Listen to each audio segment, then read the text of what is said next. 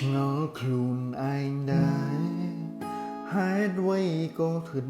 យ៉ាងនឹងហេតុអ្វីក៏ធ្វើបែបនឹងគ្មានសង្ឃឹមដឹកប្រឹងយកឈ្នះហេតុអ្វីក៏ស្រឡាញ់រូបអូនទាំងដឹងថាអូនមានម្ចាស់ហាមចិត្តដែរតែមិនឈ្នះ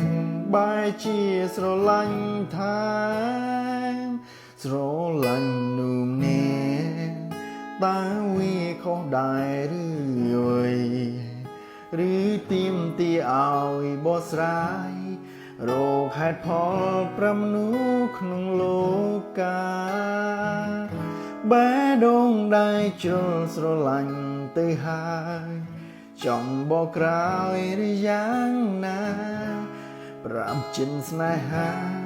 ថាស្នេហានេះវាគ្នឹងភ្លេបងទុំអូនជាសង្សារនៅក្នុងចិនរួចទៅហើយកុំបារម្ភអូនហើយជូនពរត្រឹមត្រូវជួស្នេហ៍ភក្តីសង្សារក្នុងចិននេះទំអូនត្រឹមក្តីស្រមៃតែវាពិតជាមានន័យនៅក្នុងចិត្តស្រីកាត់ថ្លៃមិនបានបងលៀងអូនក្នុងអរ៉ាទុកជាសង្សារក្នុងចិត្តទោះមិនបានជួបមុខក៏មានក្តីសុខពេលនឹកដល់ថ្លៃទូងជាសាច់លីទឹកភ្នែក